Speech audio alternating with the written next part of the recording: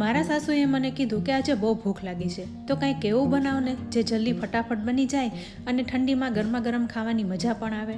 તો આજે મેં 2 પ્રકારના ખીચા બનાવ્યા, એક મઠનું અને એક બાજરાનું.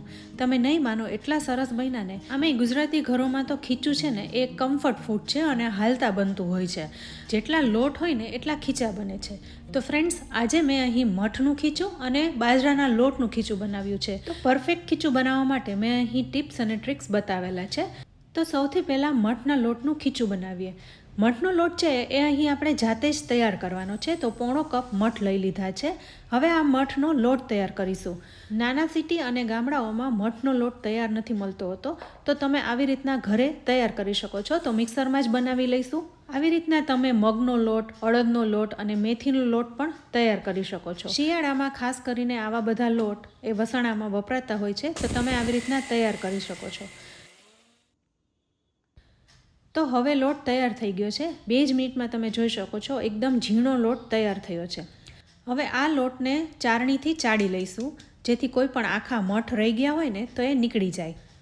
તો અહીંયા તમે જોઈ શકો છો એકદમ ઝીણો લોટ તૈયાર થઈ ગયો છે. તો હવે ખીચું બનાવી લઈએ. તો કડાઈમાં 1 ચમચી જેવું તેલ લેવાનું છે. તેલ ગરમ થાય એટલે રાઈ, જીરું અને હિંગનો વઘાર કરીશું. ખીચા 2 રીતે બને છે. જો તમારે પાપડ બનાવવાના હોય ને તો ત્યારે કોઈ દિવસ વઘારીને બનાવાતું નથી હોતું, એ પાણીમાં જ બનાવવાનું હોય છે. પણ આવી રીતે નાસ્તામાં ખાવા માટે બનાવતા હોય ને તો વઘારીને બનાવવાનું, એટલે એકદમ સરસ લાગે. તો વઘાર થઈ ગયો છે તો 2 કપ જેવું પાણી ઉમેરી દઈશું. અહીંયા 1/4 કપ મઠનો લોટ લીધો હતો એટલે 2 કપ જેવું પાણી ઉમેરીશું. જો તમે 1 કપ મઠનો લોટ લીધો હોય તો 1/2 કપ પાણી ઉમેરવાનું. હવે 2 લીલા તીખા મરચાં અને આદુને સમારીને ઉમેરી દેવાનું છે. સાથે મસાલા પણ કરી લઈશું. તો 1/2 ચમચી હળદર, 1 નાની ચમચી મરચું અને 1/2 ચમચી ધાણા જીરુંનો પાવડર ઉમેરી દઈશું. સાથે સ્વાદ પ્રમાણે મીઠું પણ ઉમેરીશું અને બધું મિક્સ કરી લઈશું. હવે આ પાણીને ઉકળવા દેવાનું છે. દરેક વખતે એક સરખું ખીચું થાય ને એ માટે કોઈ એક વાટકી સેટ કરી લેવી. એ મુજબ જ તમારે લોટ અને પાણીનું માપ રાખવાનું. જો તમારે વધારે ઢીલું ખીચું ખાવું હોય ને તો 3 ગણું પાણી લેવાનું. હવે પાણી ઉકળી ગયું છે તો નાની ચમચી પાપડ ખાર ઉમેરી દેશું. આ બિલકુલ ઓપ્શનલ છે, પણ જો પાપડ ખાર ઉમેરશો ને તો ખીચું છે ને એકદમ હલકું બની જશે અને પચવામાં સરળ થશે. ખીચાના પાણીમાં હળદર ઉમેરેલી છે એટલે પાપડ ખાર ઉમેર્યું એટલે તરત જ લાલ થઈ જશે. હવે અહીં લીલા લસણને ઝીણું સમારી લીધું છે તો 1 ચમચી જેવું ઉમેરી દઈશું. સાથે કોથમીર પણ ઉમેરી દઈશું. હવે પાણીમાં 2-3 ઉફાણા આવી ગયા છે તો ધીરે ધીરે કરીને લોટ પણ ઉમેરી દઈશું. અહીંયા લોટ ઉમેરીને ફટાફટ મિક્સ કરી લેવાનો છે, જેથી ગાંઠા ન પડે. હવે બધો લોટ ઉમેરી દઈશું અને વિસ્કરથી મિક્સ કરી લઈશું. તમે જોઈ શકો છો લોટ છે એ તરત જ મિક્સ થઈ રહ્યો છે. અત્યારે લોટ છે ને એકદમ ઢીલો લાગશે, પણ જેમ જેમ એ કૂક થશે ને એમ એની કન્સિસ્ટન્સી સેટ થઈ જશે. આમે ખીચું છે ને એ ખાવામાં ઢીલું હોય ને તો જ મજા આવે છે. પણ આ મઠનું ખીચું છે ને એટલે વધારે પડતું ઢીલું નહીં રાખવાનું, નહીંતર ચીકણું લાગશે. તો હવે એકવાર વેલણથી પણ મિક્સ કરી લઈશું. તો તમે જોઈ શકો છો એકદમ ઇઝીલી મઠનું ખીચું મિક્સ થઈ રહ્યું છે. તો બસ હવે આ ખીચાને ઢાંકીને 10 મિનિટ માટે રાખી દઈશું. આ ખીચું બનાવવા માટે મેં જાડા તળિયાવાળી જ કડાઈ લીધી છે, પણ છતાં પણ નીચેથી બેસી ન જાય એ માટે હવે ગેસ ઉપર લોખંડની તવી મૂકીને એની ઉપર આ કડાઈને રાખી દઈશું. અને ગેસની ફ્લેમ એકદમ લો રાખવાની છે, એટલે ધીરે ધીરે કૂક થશે ને એટલે ખીચું સરસ પાકી જશે. તો હવે 10 મિનિટ થઈ ગઈ છે તો ખોલીને જોઈ લઈએ. હવે ખબર કેવી રીતના પડે કે આ ખીચું થઈ ગયું છે? તો જ્યારે તમે ચમચાથી ખીચાને ઉપાડો તો એ ચમચામાં ચોટે નહીં ને, તો તમારે સમજી લેવાનું કે ખીચું અહીં તૈયાર થઈ ગયું છે. તમે ચમચાથી ઉપાડશો ને તો તમને એકદમ વજનમાં હળવું લાગશે, સાથે ચમચામાં ચોટશે પણ નહીં. તો બસ આ જ નિશાની છે કે ખીચું અહીં તૈયાર થઈ ગયું છે. તો ગેસ બંધ કરી દઈશું અને ખીચાને ગરમા ગરમ સર્વ કરીશું. આ બધા ખીચા છે ને એ ગરમ ગરમ જ ખાવાની મજા આવે છે. તો ફ્રેન્ડ્સ, અહીં ખીચાને એક બાઉલમાં સર્વ કરી લીધું છે. ઉપરથી કાચું સિંગ તેલ નાખીશું. સાથે લીલું લસણ, મેથીઓ મસાલો અને કોથમીરથી ગાર્નિશ કરીશું. તો ફ્રેન્ડ્સ, આ ખીચું એટલું સરસ લાગે છે ને, સાથે ખાવામાં એકદમ સોફ્ટ છે, એટલે તમે જ્યારે ખાશો ને તો સડસડાટ ગળે ઉતરી જશે. તો ફ્રેન્ડ્સ, થોડી ઘણી ભૂખ લાગી હોય ને ત્યારે આવા અલગ અલગ ખીચા બનાવી લો ને તો ખાવાની મજા પણ આવી જાય અને એક હેલ્ધી ઓપ્શન પણ થઈ જાય. તો આવી રીતના મેં ઘણા બધા ખીચાની રેસીપી તમારી સાથે શેર કરેલી છે, જેની હું લિંક તમને આઈ બટનમાં આપી દઈશ, તો તમે ત્યાંથી જોઈ શકશો. તો આ મઠનું ખીચું તૈયાર છે.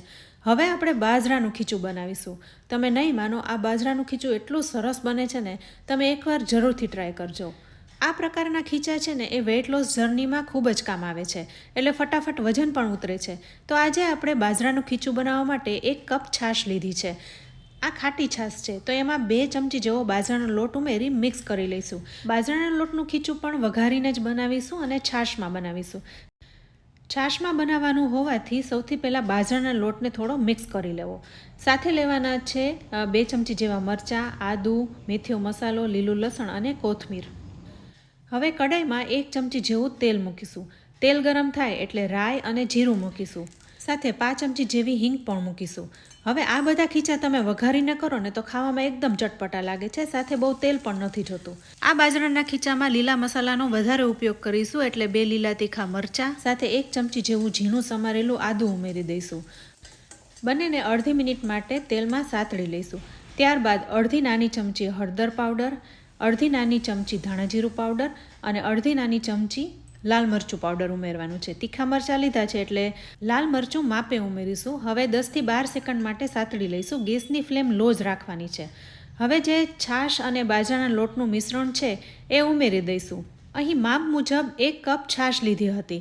સાથે હવે 1.5 કપ જેવું પાણી ઉમેરી દેવાનું છે. તો અહીં બાજરાનો લોટ લીધો છે એના કરતાં 2.5 ગણું પાણી લીધું છે, એટલે બાજરાના લોટનું ખીચું છે ને ખાવામાં એકદમ સરસ ઢીલું થશે. હવે લીલું લસણ લઈ લીધું છે, તો અહીં તમારે જેટલું ઉમેરવું હોય એટલું ઉમેરી શકાય. તો 1 ચમચી જેવું ઉમેરી દઈશું. સાથે કોથમીર પણ ઉમેરી દઈશું. બાજરો છે ને ગ્લુટન ફ્રી હોય છે, એટલે તમે ઢીલું ખીચું કરશો ને તો એ ચીકણું નહીં લાગે. હવે સ્વાદ પ્રમાણે મીઠું ઉમેરી બધું મિક્સ કરી લેવાનું છે.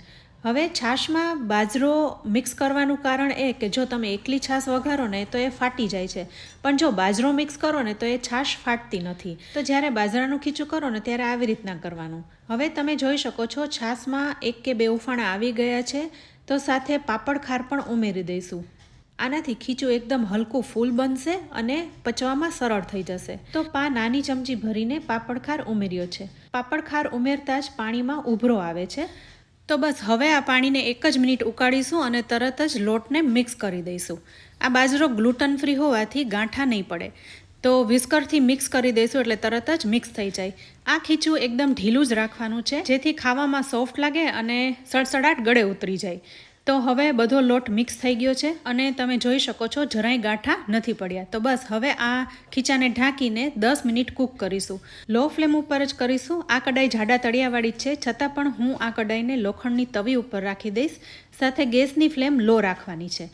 તો 10 મિનિટ ઢાંકીને રાખી દઈશું એટલે સરસ ખીચું ચડી જશે. હવે 10 મિનિટ થઈ ગઈ છે અને ખીચું કૂક થઈ ગયું છે. તો મેં પહેલાં કીધું એમ કે ખીચું થઈ ગયું હોય ને તો એ તરત જ હળવું લાગશે, સાથે ચમચામાં ચોટશે પણ નહીં. તો આ જ પરફેક્ટ ખીચું બની ગયાની નિશાની છે. તો હવે આ ખીચાને ગરમા ગરમ સર્વ કરીશું.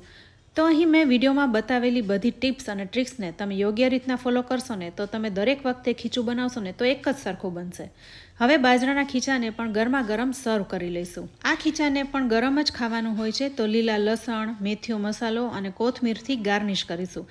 છેલ્લે કાચું શીંગતેલ પણ ઉમેરીશું એટલે ખાવાની મજા આવે. વેઇટ લોસ માટે આ ખીચા બનાવી રહ્યા હોય તો તેલનો ઓછો ઉપયોગ પણ કરી શકાય છે. તો ફ્રેન્ડ્સ, તમને આજના આ બંને ખીચાની રેસીપી કેવી લાગી? રેસીપી સારી લાગે ને તો વિડીયોને લાઇક અને શેર કરજો. તમે પણ આ રીતના બનાવજો. તમારો ફીડબેક અમને કમેન્ટ બોક્સમાં જરૂરથી આપજો. સાથે અમારી ચેનલને સબસ્ક્રાઈબ કરી લેજો અને અમારા ફેસબુક પેજ અને ઇન્સ્ટાગ્રામ પેજને ફોલો કરી લેજો. તો ફરી મળીશું આવી એક ઉપયોગી રેસીપી સાથે. ત્યાં સુધી આવજો.